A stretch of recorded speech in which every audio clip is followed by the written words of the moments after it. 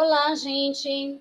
Estamos aqui mais uma vez no canal Profundo Ser para um bate-papo legal nesse quadro chamado Conversando com o Psicanalista. Mais uma vez, Yuri Gane aqui.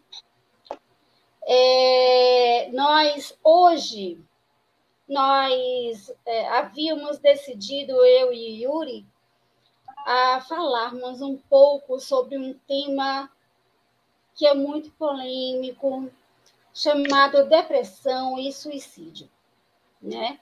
Nós estamos em setembro, que é o mês em que se discute muito, se fala muito sobre o tema, justamente para esclarecer, desmistificar e fazer com que a gente entenda melhor o que é depressão e o que é que leva a uma pessoa a tentar suicídio.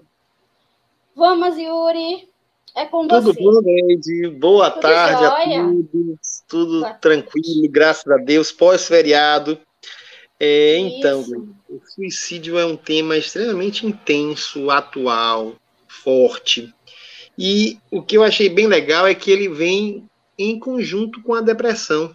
Sim. De fato, quando a gente vai estudar... São exatamente. Assim, São problemas irmãos, vamos chamar assim, né? Eles andam lado a lado, de mãos dadas, pela Avenida 7 aqui na Bahia, como se diz, né? Ninguém se suicida estando feliz da vida. Feliz da vida, né? Exatamente. É preciso estar deprimido. Exatamente. Nem que seja uma coisa mais pontual, momentânea, um problema, mas é preciso. Então, para a gente falar um pouquinho de depressão, deixa eu até me apresentar, me perdoem. Me chamo Yuri Gane, sou psicanalista clínico, atuo nessa área da clínica há um bom tempo e em cursos de formação terapêutica de psicanalistas, né? Então, gente, o que é a depressão? Depressão é uma inércia, uma profunda tristeza, uma profunda falta de motivação para fazer as coisas básicas do dia a dia. Escovar os dentes, tomar um banho, se alimentar, fazer sexo, namorar, qualquer coisa que é natural, é instintivo do ser humano, é um sinal, é um indício, é uma possibilidade de... Na verdade, é o que acontece quando você se coloca na posição depressiva, né? Mas vamos dissecar um pouquinho mais. Para a gente falar melhor da depressão, eu queria falar de uma coisa chamada libido, né? Por que a gente não deprime? Porque a gente tem uma quantidade, uma carga libidinal, uma coisa que também pode ser chamada do tipo energia vital, numa linguagem mais comum, né? Aquele princípio vital que anima a gente no intuito de sobrevivermos, no intuito instintivo de vivermos. Então, essa libido é o que motiva a gente a acordar de manhã, a sair para trabalhar, a estarmos aqui numa live, a você que está aí do outro lado, ouvir essa live, a Gleide em organizar isso, gerenciar isso de forma tão brilhante, tão animada, tão motivada. Tudo isso é fruto de uma ação libidinal que existe na nossa essência, na essência do nosso ser. Essa quantidade de libido, que as pessoas às vezes confundem com a libido sexual, né, mas não é só isso, a libido serve para tudo, absolutamente tudo. Matar, morrer, namorar, ter relação sexual, comer, sofrer, ir para um cinema. Tudo isso é impulsionado pela libido. É motivado pela libido. Então, uma pessoa, quando entra em um estado depressivo, ela está em um momento de baixa libidinal. Ela não tem a libido, ou ela não tem a energia vital, ou ela não tem o princípio vital, ou ela não tem o ânimo de fazer nada. Então, Yuri, deixa só essa libido, então, seria tipo o tesão para viver. Exatamente, né? Só vamos mudar um pouco. Para tudo, para continuarmos aqui na Terra perambulando de um lado para o outro, né? E buscando, e se divertindo, e chorando quando necessário. Esse tesão Tecnicamente, ele se chama, dentro da psicanálise, libido. E essa libido é algo muito forte. Para quem vai num viés mais espiritualista, talvez um viés mais junguiano e menos freudiano, essa libido, ela é o instinto que Deus nos deu para que a gente se conserve vivos, para que a gente se mantenha vivo, né? Então, a depressão passa pelo problema dessa baixa libidinal. Essa baixa libidinal, Gleide, ela causa na gente uma inércia gigante e uma profunda tristeza e um profundo desinteresse por viver. É comum você encontrar nas falas das pessoas depressivas que eu não tenho vontade de fazer nada, Sim. Eu vou assim, sem vontade no shopping, eu sinto um aperto no peito gigante, né? Então, tudo isso é fruto dessa baixa libidinal. A depressão em si vai se infiltrando, penetrando nas nossas vidas, né? Basicamente, existem duas categorias de depressão. A depressão endógena, que é aquela que a gente não sabe o motivo, e às vezes nem a pessoa sabe o motivo. E a depressão exógena, tem um motivo real, concreto. O gatilho é esse fato concreto. Pode ser um luto, perda de um filho, separação, perda de emprego, dívidas, uma traição, um amor não correspondido. Tudo isso pode gerar uma depressão exógena, né? Exógena de fora. Algo de fora atinge, toca o meu ser, a minha essência. Então, tem essas duas possibilidades de depressão. Freud trazia para a gente também uma coisa interessante, né, que é a pulsão de Eros e Thanatos. Quem é Eros e quem é Thanatos, né? Ele dizia que todo ser humano tem dentro de si essas duas pulsões. Essas duas forças, vamos chamar assim, numa linguagem mais comum, menos técnica, todos nós temos essas duas forças. O Eros é a força ou a pulsão de vida. O Thanatos é a pulsão ou a força de morte. Essas duas forças, Gleide, estão em confronto a todo o momento, durante todo o dia. Mas isso, assim, a gente não chega nunca em 100% de uma e 0% de outra. Ela fica oscilando, né? Às vezes eu estou com 70% de Thanatos e 30% de Eros. Então eu estou bem para baixo nesse dia, né? Quando no caso Thanatos, sobrepõe e zera Eros, vamos chamar assim, é o ponto clímax do suicídio, é o ponto clímax da depressão, é o ponto clímax que aquela pessoa perdeu o interesse de viver e caminha numa direção autodestrutiva gigante, né? Então, esse confronto é igual aqueles negocinhos de videogame de energia que vai zerando. Está com 70% e 30% já gastou, e 70% não. Então, vai oscilando, né? O ideal é que a gente mantenha sempre Eros com mais de 50% de bateria, vamos chamar assim, né? Numa linguagem mais simbólica. Por que isso? Porque eu vou estar no nível no qual a vontade de viver domina sobre a vontade de morrer, né? Então, nos processos depressivos, nos processos suicidas, essa vontade de viver, o Eros vai lá para baixo. Thanatos assume completamente o controle da batalha, da guerra, né? E a pessoa vai, em determinado ponto, não aguenta. O sofrimento imposto por Thanatos é gigante, é algo absurdo, que a dor que ela passa faz com que ela queira morrer para que tenha o alívio. Sim. A dor da morte, o medo da morte, é menor do que a dor da angústia que ela tem. Sim. Então, você está me dizendo, Yuri, que existe constantemente essa batalha dentro da gente? Sim, Gleide, estou dizendo isso. E digo mais. Essa batalha, como ela funciona dessa forma, oscilando, para um lado, para o outro, às vezes é uma guerra, né? Essa guerra acaba quando a gente acaba com a nossa vida, né?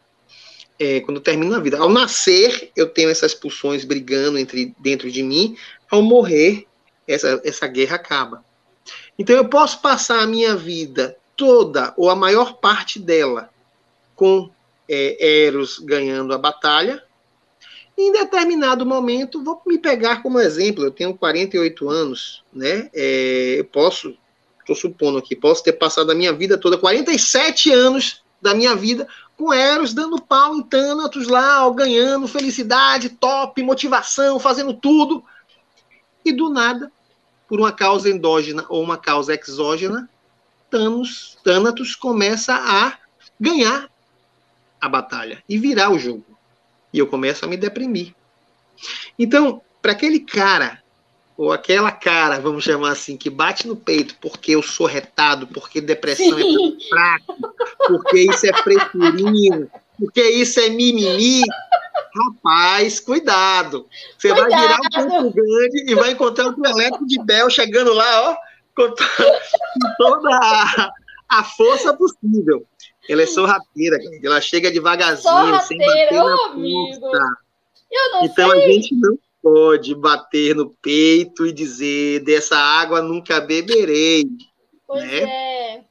Então, vamos lá para o Evangelho, né? Vigiai e orai, porque Exato. ela chega devagarzinho, né? Já que a gente falou de vigiar e orar, vamos traçar um paralelo nesse ramal aqui que eu acho bem interessante, né? Primeiro passo para a gente combater isso é se conhecer, viu, Gleide? Eu tenho que conhecer cada passo do que eu gosto, eu tenho que conhecer aquilo que me incomoda, eu tenho que conhecer aquilo que é inalienável em minha vida, que eu não posso abrir mão. Mas cada um tem as suas regras do jogo. Cada um tem as suas armas para essa batalha e cada um tem regras de batalha internas. Então, eu tenho que conhecer essa regra, né? Qual é esse tratado que regula essa guerra? Toda guerra tem um tratado, tem uma, né? Um acordo, enfim. Eu tenho que conhecer isso. E vou entrar um pouquinho na terapia. A terapia faz com que a gente aprenda muito mais sobre a gente. É como se a gente estivesse indo para a guerra. Vamos lá, vamos pegar hoje estou inspirado para a metáfora, né? Ótimo. Faz de conta, Gleide, que eu e você vamos para a guerra lá contra o Talibã, lá no Afeganistão, né? E os caras estão com mais de 70 aeronaves superpotentes, helicópteros Black Rock, que eles não sabem ligar, eles ficam rodando na pista assim, ó. Isso é a pessoa, somos nós, quando a gente não se conhece. Não estou dizendo que só a terapia salva, só a terapia liberta, ela é o único caminho. Não. Qualquer unanimidade é burra. Né? Sim, sim. Então, assim, unanimidade, qualquer unicidade é burra, é falha. Então, assim, a gente precisa se conhecer. Tem outras formas? Tem outras formas. Né? Tem a espiritualidade que pode fazer eu me conhecer mais, sem sombra de dúvida. Né? Mas a terapia é uma delas. Então, em terapia, eu vou conhecer quais são essas armas que eu tenho, eu vou ser capacitado a usá-las, eu vou saber ter o meu inventário bélico para combater isso, eu vou saber quando esse inimigo cruzar a fronteira, eu vou montar a minha estratégia para dar a volta e cercar esse inimigo e pegar ele por trás. Terapia serve para isso. Perfeito. Terapia funciona para isso. Então, diferente daquele cara que acha que terapia é para maluco, na verdade, me perdoe, eu vou jogar um venenozinho, que hoje também eu estou meio envenenado. Terapia não é para jogue. Eu vou refazer a fala desse cara que diz que terapia é para maluco. Eu diria, terapia não é para gente burra, sem capacidade cognitiva, né? Ou sem capacidade de ressignificar os seus conceitos. Não funciona, de fato. Vou até refazer isso. Isso quer dizer, então, que para eu fazer terapia eu tenho que ser isso, tem que ser inteligente. Não, não é isso, não. Para você fazer terapia, você tem que querer. Você tem que querer e se entregar. E se despir no processo terapêutico. Sem medo. Né? Eu diria que terapia é para quem tem coragem. Eu vou refazer minha fala. Não é que não é para burro, não. Terapia é para quem tem coragem. Coragem, muita coragem. E vai te colocar com um morteiro bélico, assim, com uma bazuca na mão para você enfrentar situações dessa natureza, entendeu, Gleide? E nesses processos terapêuticos é igual a leitura. Você já ouviu falar alguém que desaprendeu de ler, Gleide? Não. Não existe, né? Pois é. Quando a gente entra em terapia e se conhece de fato, você não retroage, você não volta atrás. Se eu falar para você assim, ó, Gleide, você leu, né? Eu quero que você olhe para uma palavra aqui, não tem nenhuma palavra aqui, não, alguma palavra aqui e não leia. Não existe isso. Seu cérebro já se condicionou a ler mentalmente. Exato. Então, na terapia, você vai expandir a sua mente e você não vai conseguir retroagir. Certas coisas que você fazia antes, você não vai conseguir fazer. Estou falando de mim agora, né? Você foi assim, rapaz, que idiotice, como eu era idiota e não sabia. Como eu era besta e não sabia. Eu faço as tuas palavras. Pois é nessa pegada aí. A gente não desaprende mais, a gente expande nossa mente no nível, no processo terapêutico, e não é nada de fora, não. Expande nossa mente nos processos de autoconhecimento sobre mim mesmo, né? Sim. E eu não consigo voltar mais e dizer assim, pô, não era assim que funcionava, eu estava fazendo besteira. Todos nós fazemos besteira, é natural, normal. O problema não é fazer besteira, o problema é permanecer fazendo besteira. Exato. E o que é fazer besteira que eu estou falando? Certos valores que a gente atribuía a certas coisas que você vê assim, não tem nenhum pé nem cabeça, não tem cabimento, não consigo mais voltar atrás e mudar isso, né? Porque nós somos seres que nos relacionamos com o sujeito-objeto. O que é sujeito-objeto? Objetos são coisas, fatos e atos, tá? E nos relacionamos com o sujeito, que somos nós, sujeito. Então a gente começa o primeiro passo de reversão, de chave de reversão aí que a gente faz, é a gente valorar mais a relação sujeito-sujeito do que a relação sujeito-objeto. Uhum. Então você começa de cara saindo, fazendo uma mega revisão de valores. Então todos nós somos formados por valores, na nossa criação, na sociedade que a gente vive, na nossa espiritualidade, na nossa religião, com os nossos pais, com as nossas esposas e esposos.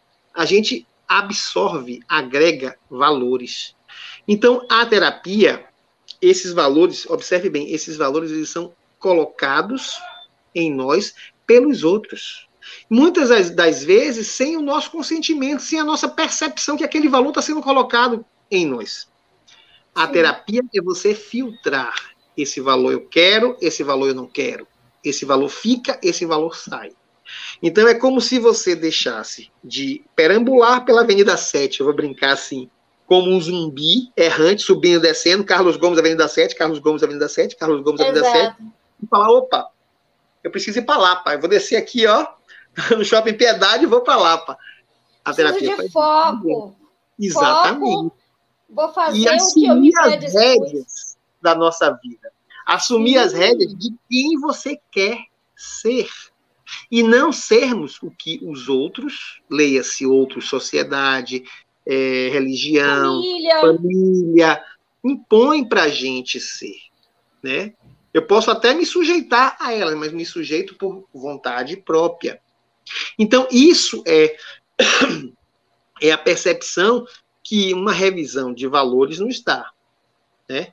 E eu digo mais, assim, o terapeuta ele tem um complexo de Deus, outro ser que precisa de terapia, muito, às vezes até mais do que o cliente dele, porque ele acha que é ele que faz essa mudança. Engano, ledo engano. Nós, terapeutas, não fazemos nada. Essa caminhada é feita pelo partilhante. Eu vou usar um termo, agora me apropriar de um termo da filosofia clínica que chama-se partilhante. Gostei. Né? Que é um conceito até mais moderno.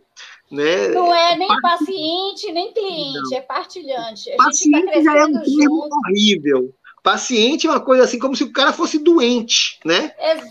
Quando todos nós temos as nossas mazelas, as nossas dores, as nossas angústias. Todos nós. Exatamente. Aí mudou para cliente. Hoje já está mais evoluído e a filosofia clínica, que é um outro segmento de processo, que é terapêutico também, mas não é psicanálise, ela usa esse termo, partilhante. E eu adoro esse termo. Né? Que é muito mais na relação sujeito-sujeito que a relação objeto-sujeito, né? Exato. Então, Muito nós mais. terapeutas precisaríamos baixar a bola um pouquinho, termos mais humildade, termos mais respeito, termos mais entendimento do que são valores dos outros e das nossas mazelas. Porque nós não somos flor que se cheire, não, como dizia minha mãe, né? Então, Gleide, somos seres em construção, né? Perfeito, Todos nós. Perfeito, perfeito. E isso aí nos blinda contra o processo depressivo. A gente pode aprofundar mais e entrar mais no conceito de depressão e como funciona e como é que a gente se blinda disso. Aí você perguntou assim, pô, Yuri, você disse então que tudo começa na libido? Sim. O ser humano, ele não é uma coisa única, ele é um agregado, ele é um organismo, né? Eu, você somos um organismo. E como organismo, temos várias áreas atuando, processando, mudando, atuando em conjunto, tanto do ponto de vista físico, biológico, material, por isso que diz que o ser humano é um ser biopsicossocial. Exato. De fato, somos assim. Então, como organismos vivos, a gente tem que levar em consideração várias possibilidades. Dentre elas, isso, né, a questão da libido. Uma coisa que é interessante, na libido a gente pode e deve diversificar. Vamos lá. A libido, quando ela é satisfeita, quando a libido vem com força e a gente realiza ela, a gente satisfaz essa libido, seja ela qual for, logo depois vem uma coisa chamada gozo lacaniano. Adoro essa expressão. Jacques Lacan, um psicanalista francês. Então, o gozo lacaniano, ele é fruto de uma libido realizada, né? Pode ser qualquer uma, sem senso de julgamento. Se eu tiver aqui com a libido para matar alguém, esganar alguém, depois que eu esganar alguém, eu vou ter o meu gozo. Na hora, eu vou ter o gozo lacaniano. Nem que depois venha a frustração, a dor, o desespero, o arrependimento. Mas vem naquele momento que se realiza, ainda que frações de milionésimos de segundo, o gozo lacaniano. Quando a gente manipula no processo depressivo em terapia, o ideal, o objeto que a gente faz o manejo, é a gente diversificar esse gozo lacaniano. É igual investimento financeiro, Gleides. Vamos dizer que você ganhou um prêmio na loteria de, sei lá, 150 milhões de reais. Vou profetizar aqui para ver se realiza, viu, Gleide? Pois Você ganhou esse prêmio. Esse prêmio de 50 milhões. Já pensou se você pegar esse prêmio e botar todo ele, 150 milhões de reais, em um negócio só, em um investimento só, vamos lá, em um CDB do Banco Bradesco? Se aquilo quebrar, você perde tudo. Exato, suicídio. Então, suicídio nos negócios. Com certeza. E é a mesma coisa. Quando a gente se fixa em só um gozo lacaniano, pode virar um vício, assim como pode ter uma frustração grande, porque esse processo dessa deposição desse libido e desse gozo lacaniano, que é o prazer da vida, e é o que alimenta a Eros, para combater a luta contra Thanatos. Se eu depositar em uma coisa só e eu perder isso, certamente eu vou me frustrar. Quando eu falo isso eu estou falando de quê? Vou pegar um exemplo, aquela mãe que ama o filho loucamente, e toda a vida dela orbita em torno do filho. E o filho encontra uma mulher, se casa, namora, se casa e vai embora. E esquece a mãe. É como se aquele CDB que ela aplicou, os 150 milhões, quebrasse, falisse. E agora? Ou até morre. Morre, larga, briga, não retribui a atenção, né? Sim. Então, quando você diversifica os gozos lacanianos ou as suas pulsões libidinais, Glide, você diversifica o risco. E você alimenta Eros. Então, você vai se tornar uma pessoa extremamente feliz, uma pessoa extremamente realizada. O que é uma pessoa realizada? São quando os nossos gozos lacanianos são realizados. Bom, a terapia serve também, Leide, para eu pegar esse gozo lacaniano e aplicá-lo em locais que me interessam. Eu vou te dar um exemplo hoje. O meu gozo lacaniano hoje eu estou aplicando, investindo muito em plantas. assim, porra, que idiotice, eu vou perder tempo. Nós dois. Em terra, comendo alface. Eu estava na ilha, eu colhi um pé de alface. Aquilo me proporcionou um gozo que maravilha! Foi gigante. mesmo? Então, assim, quando eu deposito investimento emocional em coisas simples, que eu tenha a garantia que eu vou ter retorno, mesmo que, vamos lá, eu posso depositar minha pulsão emocional toda numa Ferrari, pronto. Pode roubar a Ferrari, eu posso perder, eu posso falir, eu posso quebrar, eu posso não pagar o IPVA e ser presa, eu posso bater. Aí meu gozo lacaniano vai por água abaixo. Mas quando eu deposito no meu pé de alface, pro cara tirar no meu pé de alface vai ser difícil, né? E qualquer buraquinho de terra, eu vou lá, enterro a sementinha de alface, plantou e vou olhar ela crescer, rego, acompanho, né? Me dá prazer. Então, quando a gente aplica os nossos investimentos pulsionais, libidinais, em coisas simples que não dependem do outro, a garantia de retorno é muito maior para você, Gleide. Então, isso é uma forma de combate à depressão. E se você combater a depressão, você combate também o suicídio. Né? Por quê? Porque eu vou ser feliz com pouco. Eu vou transferir a minha libido, eu vou ter gozo lacaniano em coisa que não depende de ninguém mais. Essa é a receita da felicidade. Existem 3 formas de você se realizar: o prazer, a alegria e a felicidade. O prazer, ele é muito ligado ao corpo, às energias e aos instintos básicos, né? O gozo sexual, o gozo alimentar, o gozo de fazer xixi, de fazer cocô, de beber água quando está com sede, né? Isso é o prazer. Ele é momentâneo, ele acaba rapidinho, não passa de alguns segundos, se muito minuto. Pronto. Aí tem gente que deposita tudo nesse ponto. E ele satisfaz o corpo. Bom, vamos lá. Nós somos formados de corpo, alma e espírito. Para a academia, para o meio científico, esse espírito é meio relativizado. Não sei, nunca vi, não provo. Beleza, deixa ele aqui de cantinho. Mas a alma e o corpo, não. Eles são factualizados pela academia, né? Bom, o que é uma alma?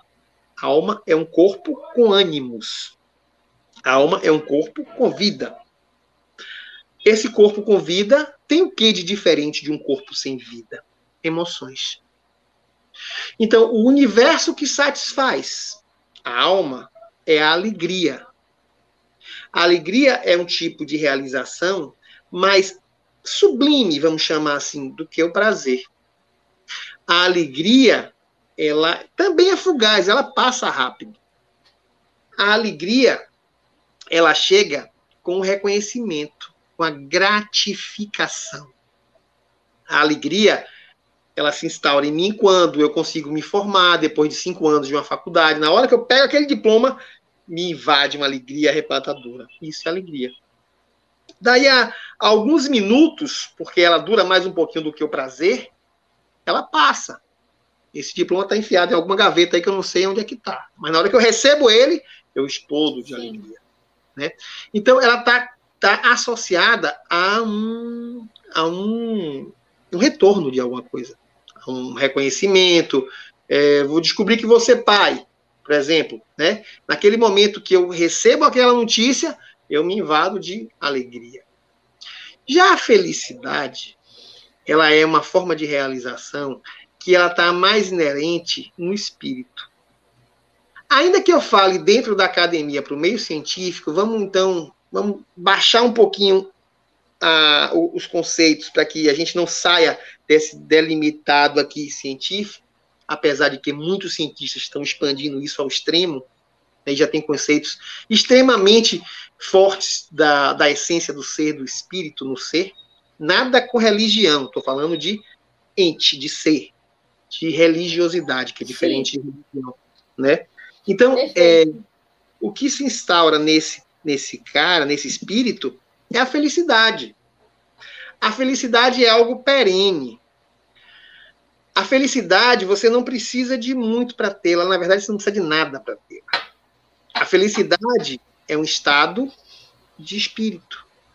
Você pode estar preso em uma cela, lenhado, quebrado, e estar feliz. Então, eu aprendi, para mim mesmo, comigo mesmo, que felicidade é uma questão de escolha. E quando a gente faz tudo que a gente falou aqui para trás, de investir os nossos gozos lacanianos em coisas simples e pequenas, e parar para observar e olhar as pequenas coisas, na verdade, do dia a dia, que são coisas gigantes, né? Você passa a se associar, a flertar mais com a felicidade. E se você pegar, incorporar esse arsenal da felicidade em sua vida, não tem depressão, não tem suicídio, não tem tempo difícil, não tem crise, não tem gasolina de R$7, não tem energia elétrica subindo todo dia, não tem gás de 120 que te derrube a alegria. Porque você pode não ter o dinheiro para o gás, você vai estar catando lenha ali numa alegria. Pô, vamos fazer uma fogueira aqui, caramba, que massa! Isso é um estado de felicidade. A gente, né, até pode estar assim, retado, pé da vida, desculpe a expressão, mas a gente não se deixa ser conduzido por muito mais tempo por esse estado de tristeza e de revolta, né? Sim, em relação aos acontecimentos da vida. Porque a gente vai percebendo que a vida não é só a conta de luz alta, né? Não é só a gasolina de R$7, como você falou. Enfim, que existem outras coisas que são os nossos pilares também, são os nossos suportes na vida, né? São as plantinhas, são os filhos, são, os animais de estimação, o teu contato legal com o teu marido, com a tua esposa, enfim, ainda que todas essas coisas não sejam 100% alegres de uma forma assim tão linear, tão o tempo todo, por quê? Animal adoece, ser humano tem problema. Mas, vai acabar tudo. Uhum. É isso. Mas você apostar todas as suas fichas em um filho, ou num casamento, ou no seu emprego, se um dia uma dessas, perdão, que eu mexi aqui, se um dia uma dessas coisas lhe faltar, ou não estiver funcionando direito, você dá a oportunidade para Thanatos se instalar. Perfeito. Exatamente. Exatamente. Essa arma que você achou que seria para você, né, para você lutar contra Thanatos, que seria para Eros, você está dando de mão beijada para o inimigo, como os americanos fizeram lá no Afeganistão, né? Fazendo a metáfora. É uma coisa, largou tudo para trás. É uma coisa interessante, velho, que assim, ó, tem uma frase que diz assim, é uma forma de pensar. Sinta, você pode sentir tudo que você quiser, mas cuidado ao agir. Filtre ao agir. Não estou dizendo para você não sentir, não, você zen, agora não vou sentir ódio, não vou sentir angústia porque eu estou voltando para Salvador, vai ter um trânsito infernal, buzina, ladrão, assalto. Não, sinta tudo isso de boa. Mas não haja. Mas não estoure com a pessoa que vai se bater com você naquele primeiro momento do dia. Exato. Né? Então, você tem que filtrar. O primeiro exercício de autocontrole é você filtrar o que você sente do que você faz. Sentir, você não tem controle. Eu não consigo não sentir raiva. Talvez só pelo exercício de você se observar, você possa passar a inibir isso e se tornar menos sensíveis a esses estímulos negativos. Mas sinta, mas filtre a agir. Haja com o que você quer, com os parâmetros que você colocou em suas diretrizes, né, de vida. Então, isso é importante. Eu sou, viu, Gleide, apaixonado por uma mulher. Ela se chama Monja Coen. Eu lembrei dela agora. Você acredita? Porque o que a gente está falando, ela prega muito bem isso aí, né? Eu ia falar dela. E ela fala assim, ó, a gente vive no passado, no presente ou no futuro. A gente escolhe onde a gente quer viver. Se você escolhe viver num passado, você vai viver em eterna angústia. Sim. Se você escolhe viver no futuro, você vai viver numa eterna ansiedade. Então, viva o presente, porque só ele existe. O passado já passou, o futuro não veio ainda. O que existe é o presente. Então, como é que eu faço para viver o presente? Viver o presente é você exercitar a sua mente para que quando eu estiver aqui com você, conversando com você, nessa linha, eu me esqueça ou não deixe nada de fora me influenciar. Tudo bem, não dá para fazer 100%, faça 70%, faça 60%. Mas até que você fale assim, pô, se eu consigo me fixar aqui no presente em 10%. Legal, faça seus 10%. Amanhã você tenta 11%, não faz mal. Mas a gente tem que ter a consciência de que a gente deve viver o que a gente está vivendo naquele momento intensamente. Intensamente. Sem perder nada. Sim. Uhum. Inclusive, Yuri, perdão te interromper. Não. Ela fala muito assim, as pessoas perguntam para ela, e como eu me mantenho no presente, monja? Aí ela fala, quando você for tomar banho, se concentre naquilo que você está fazendo, né? Uhum. Pegando sabonete, parte por parte do seu corpo, vai lavando, vai se concentrando nisso. Isso é o estado de presença. Se você está lavando uma louça, se concentre em pegar a bucha, o detergente e ensaboando, né, os talheres, os utensílios de cozinha, sem se dispersar. Isso é estado de presença. Eu estava fazendo esses dias, aqui, né, no meu apartamento, dá para a gente ouvir, dá para ouvir o dia inteiro os pássaros, mas tanto pela manhã quanto no final da tarde, eles parecem que ficam mais assim, eufóricos, né? Eufóricos. Então, assim, eu estou procurando fechar os olhos meia hora e focar nos sons que eu escuto, seja no meu marido, em uma televisão que ele esteja vendo, assistindo na sala, seja no pássaro que não está aqui dentro de casa, está aí nas árvores, seja no carro que passa, seja na minha respiração, mas está em estado de presença. Experimente fazer isso. É um conselho que eu dou para muita gente. Experimentem fazer isso, nem que seja por 1 minuto. E depois vocês vão aumentando, né, esse estado de presença, e aí vocês perceberão quanto benefício vocês colherão. A gente não fica nem no passado, que muitas vezes nos leva à depressão, nem fica com a nossa atenção focada no futuro que ainda não existe, né? E que a gente nem sabe se de fato vai existir, pelo menos enquanto estivermos aqui, né? Sim, exatamente. E quando ele existir para nós, já será presente. Já será presente. Continue, amigo. Estou gostando das suas falas. Eu estou lembrando aqui, você falando dos pássaros, deu inveja, eu adoro o canto de passarinho, né? Só que aqui onde eu moro é um inferno. Aí, assim, você falou do passarinho, estou pensando aqui no carro do ovo, descendo aqui, ó, um prato de 30 por 12 reais, dá uma raiva. Eu perco completamente tudo que eu falo. Você pede rasgar, jogar no lixo. Quando eu estou ou atendendo, ou tentando refletir, assim, passa aquele carro do ovo, Glade, mas dá uma raiva. Dá. Você não faz ideia, mas é engraçado. É como a gente responde a esses estímulos. Aqui também passa, Passa, né? Esse carro do ovo é uma praga, ele está invadindo Salvador, não tem para correr. Está invadindo o Brasil, amigo. Mas até o carro do ovo tem seu papel importante.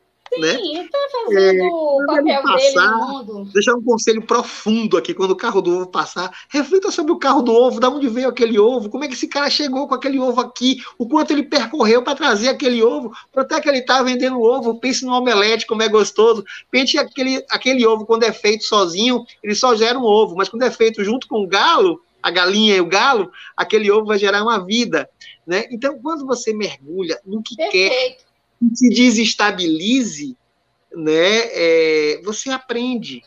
A gente consegue aprender 24 horas quando a gente começa a observar em nossa essência a nossa relação objetal entre sujeito-objeto, sujeito-sujeito. Então, até na sua relação com o objeto, observe o que é aquilo, como aquilo agrega a sua vida, como aquilo muda a sua vida, o quanto você usa e precisa do carro do ovo. Caramba, sem ovo aqui eu não como nada. Eu adoro ovo omelete, ovo mexido de manhã. Então, assim, você começa a associar que até que aquelas coisas ou pessoas que te irritam lhes são úteis. Sim. Lhes são boas, lhes são agradáveis, né? E a gente começa a rever uma série de conceitos, a gente começa a despertar do nosso sono zumbi, vamos chamar assim, porque há bem pouco tempo atrás, Gleide, eu vivia um sono zumbi. Era trabalho, casa, trabalhava 12 horas por dia, um ritmo alucinante, louco. Vivia no automático. Ganhava muito, não tinha nada no piloto automático. Então, quando você para um pouquinho e revê esses conceitos, e você às vezes atribui até uma infelicidade ou uma desgraça em sua vida, quando você vai rever esses conceitos, você vai ver que aquela desgraça que você julgou como desgraça é uma coisa extremamente gratificante, é uma graça, né? Então, você só vai enxergar isso quando você olhar para o mundo com outros olhos. Você tem que fazer uma releitura dos seus valores. E aí, os seus valores que fazem com que você enxergue o mundo exterior diferente. Você não vai mudar o mundo, você tem que mudar você internamente para que você veja, enxergue, viva o mundo com valores positivos que vai te jogar para cima, que vai fazer aquele negócio que a gente conversou lá do início, e eu vou fechar agora com isso, que vai te dar armas para que Eros ganhe sua batalha. Pelo menos até o final de sua vida. Você pode sair vitorioso ou derrotado dessa batalha. Se Eros predominar a sua vida, você sai vitorioso. Se Thanatos predominar a sua vida, você sai derrotado. É uma escolha de cada um. Mas a gente só pode fazer escolha com consciência, né? Ainda temos mais uns minutinhos? Acho que 15 minutinhos, né, Gleide? Ok. Olha, Yuri, à medida que você ia falando, eu fui lembrando muito da minha vida, né? A questão da depressão endógena, eu percebo que parece que está meio enraizado na minha linhagem familiar materna e paterna. Aos 15 para 16 anos, eu tive minha primeira depressão. Que está certo que existem elementos endógenos, né, que podem reforçar, mas não é porque você nasceu em uma família onde muitas pessoas já se deprimiam, algumas ainda, né, que você tem que gerar necessariamente uma depressão. Mas ocorreu que, quando eu tinha 15 para 16 anos, fatores externos e muitos alheios à minha vontade contribuíram para isso. Eu digo alheios à minha vontade, mas é bom que se diga que naquela época, nós já estou entregando minha idade. Tenho 51 anos, vou fazer 52, não tem problema nenhum nisso. Mas naquela época se falava menos nisso, né? Se falava bem menos nisso. E aconteceu que, por falta de autoconhecimento e por querer agradar a muitas pessoas, e não me agradar, né?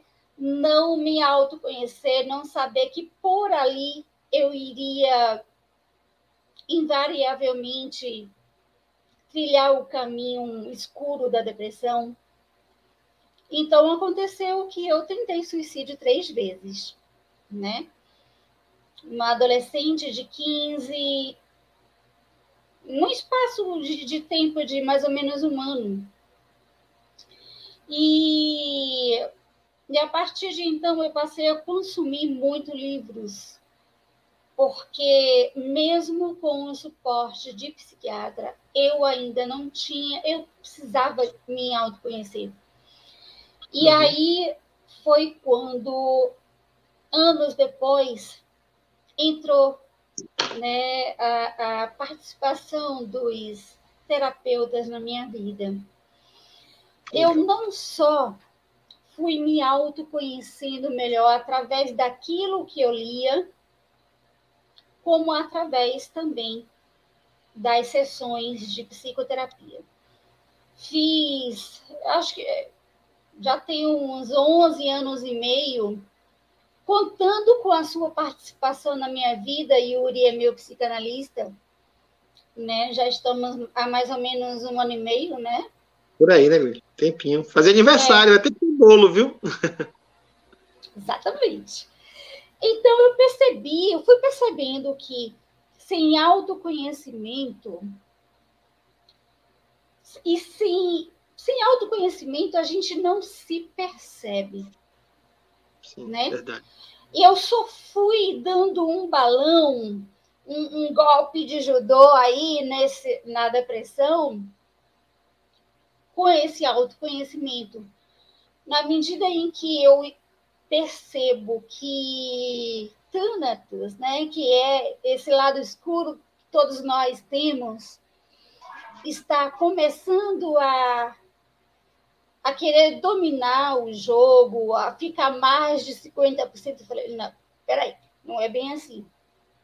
Que as regras do jogo aqui sou eu que estabeleço, né? Sim. Então, eu comecei a agregar também na minha vida coisas que me dão muito prazer. Legal. As mandalas, por exemplo, contato com as mandalas, inclusive Jung, né? Carl Jung, Sim. terapeuta, ele trabalhou muito, ele fazia uma mandala por dia para se autoconhecer, pedia a seus pacientes que fizessem também, né? Em busca de seu self, em busca da totalidade, reconhecendo o seu eu. Legal. Então, assim, foi uma ferramenta e é uma ferramenta maravilhosa. Então, assim, muita gente até pensa assim, eu não tenho habilidades artísticas. Para fazer mandala nem precisa, viu, gente? A gente é criativa de nascença. Eu até recomendo a vocês acompanharem a Hora da Mandala, que é com Daiane Goldberg no Instagram. Todos os domingos, ela é neurocientista. Nós fizemos uma live aqui nesse canal falando sobre isso, sobre criatividade, falando sobre mandalas, dando um enfoque, uma abordagem, né, neurocientista. Ela deu uma contribuição assim que foi show de bola. Aconselho a quem não assistiu essa live a assistir. Então, assim, eu fui agregando na minha vida, inclusive você falou assim, Gleide, você gosta de plantas? Compre plantas e tal. Eu comecei a fazer isso, esse movimento. Mas quando eu lhe conheci, Yuri, eu já, assim, me autoconhecia bastante. Mas esse processo de autoconhecimento é de todo dia. Sim. Não vai chegar um dia que a gente diga, agora eu me autoconheço o suficiente para não ter uma depressão. Não é assim. Não é assim. Nós estamos construindo diariamente o nosso ser e tentando nos observar. Essa autoobservação é importante porque, às vezes, a gente faz coisas, como você falou no início, assim, poxa, eu ainda faço isso, gente, eu ainda cometo esse erro, eu ainda estou praticando, né? As minhas ideias ainda estão embaralhadas a esse ponto que aqui parece tudo certo, mas aqui ainda não está, e eu ainda estou cometendo os mesmos erros. Mas é isso. Gente, é isso. O autoconhecimento é esse auto-observar-se todos os dias da nossa vida, né? E tentar se policiar também e fazer com que o que já está em nível de consciência parta para aqui e parta para a ação. Uma outra coisa que eu percebo que tem me dado o maior crescimento, tem me feito fazer esse Eros crescer, Eros, né? Sim. É tentar ajudar ao próximo de alguma forma. Então, assim, montar cestas básicas. Porque eu acho, Yuri, como você falou, nós somos seres biopsicossociais e, eu acrescento, e espirituais. Se a gente não alimenta a nossa alma, não lida, não tem uma espiritualidade, não tem um olhar voltado para o outro também, e fica obcecadamente se ai, que eu tô com isso, ai, que eu tô com aquilo. Gente, é preciso tirar o foco também de nós mesmos, né? Crescimento também é isso. Sim, verdade. Verdade. Você falou uma coisa interessante que a gente pode, né, assim, tipo assim, a gente até comentou isso aqui. Você pode cair em depressão em qualquer momento da vida. Então, Qualquer você momento. passar 80 anos vivendo, lutando só para não cair em depressão é muito pouco para a gente. A gente merece ser Exato. feliz. Eu não vou me contentar só em não ter depressão, não. Eu quero ser feliz. Cada um Exato. tem o direito de ser feliz. A gente deve buscar essa felicidade. É até interessante dentro daquele conceito de prazer, alegria e felicidade. Ninguém fala assim, todo mundo tem o direito de ser alegre. Todo mundo tem o direito de ser feliz. A gente até inconscientemente projeta isso como clímax, como ápice da realização, sem nem perceber. A gente não fala em alegria, a gente fala em felicidade, que é o que a gente deve buscar e está correto a fala, né? Mas é por aí mesmo, Leide. O caminho é esse, né? A espiritualidade é algo que dá uma potencialidade assim gigante. É uma arma nuclear para Eros, acredite, né? Para ele combater Thanatos. Não mais para a verdade. É importante, eu acho que nosso grande mestre Jesus, ele tentava também nos mostrar de alguma forma que é preciso também amar o outro como a si mesmo. Sim. Então, isso já implica em você também tirar um pouco o foco de si, né? E Sim. projetar a sua atenção para o outro. Porque o outro e o servir, o ajudar o outro pode produzir tanto prazer quanto ou mais do que você comer uma barra de chocolate. Sem dúvida, sem dúvida. Não é? Sem dúvida. Com toda Porque certeza. Quando você vive uma vida inteira pensando só nas suas dores e não vendo que o outro também tem dor, que o outro também sofre e que você pode, de alguma forma, atenuar um pouco aquele sofrimento, eu acho que a gente faz esse Eros crescer quando a gente pensa também no próximo. É isso, Yuri. Olha, é muito profunda essa live, muito, muito profunda. Eu fico, assim, muito grata a você, por você estar, de alguma forma, na minha vida, me ensinando muitas coisas, partilhando, né? Estamos partilhando, né? e me fazendo com que o Eros que há em mim cresça. Eu acho que fica como uma dica, uma sugestão que a gente pode dar às pessoas que estão nos assistindo. Ter cuidado, orar e vigiar. Ter cuidado para não deixar esse Thanatos danado crescer e nos vencer. Né? Você falou uma coisa interessante, Gleide, que foi essa questão do partilhar, né? Pense que a vida, o viver, vamos botar aí que a gente viva 70 anos em média, o homem é 73, né? Mas vamos botar 70. São 70 anos de caminhada. Imagine que você está caminhando por uma estrada. Essa estrada tem locais lindos e locais feios, mas são locais. Sim. E você pode caminhar com por essa estrada olhando para o chão, sem levantar a cabeça, alienado do que está à sua volta.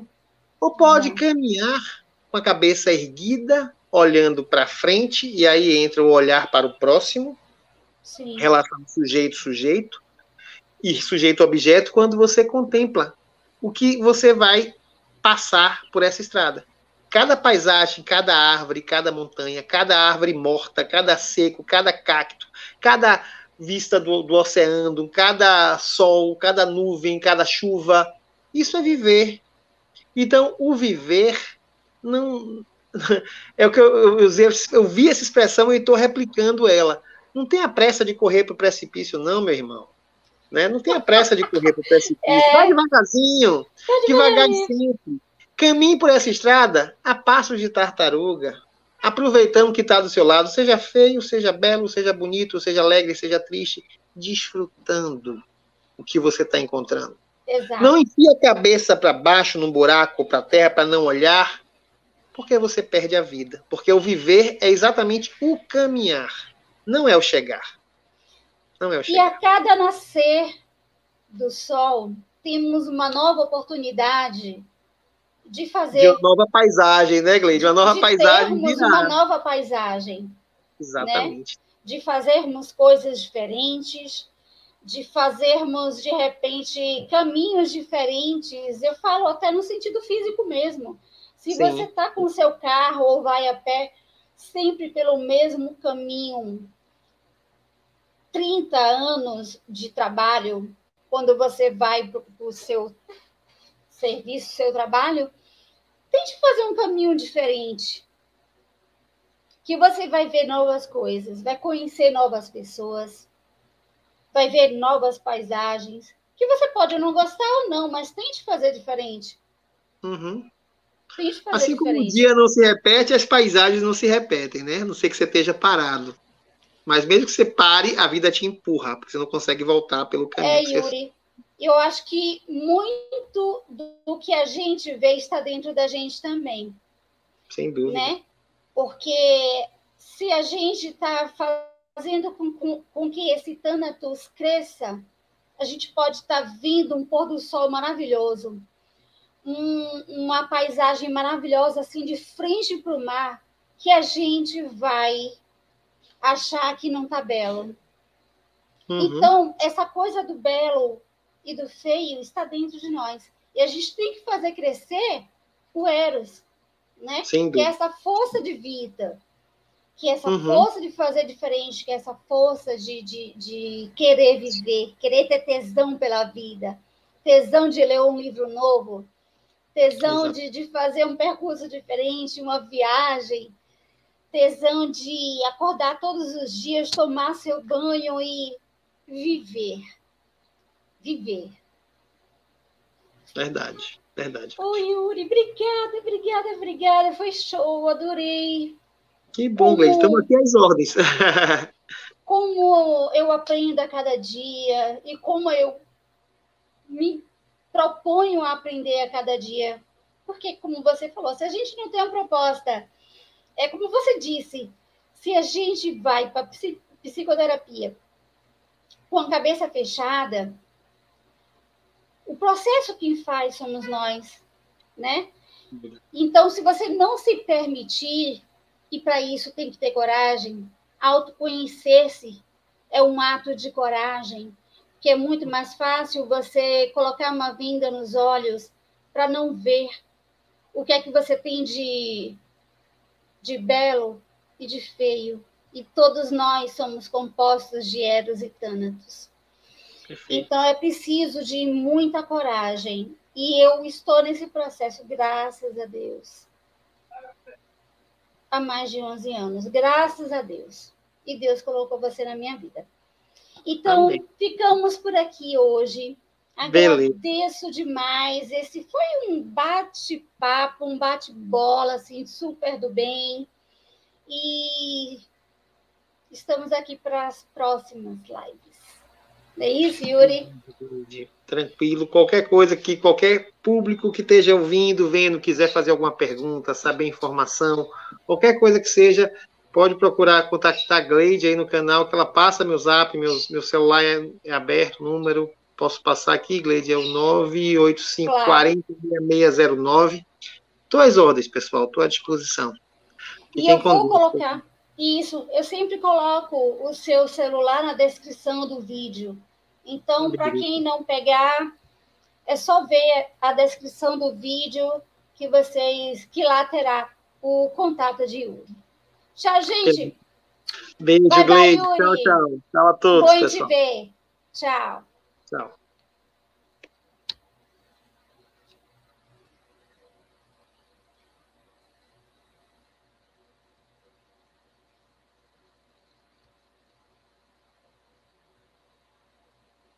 Ok.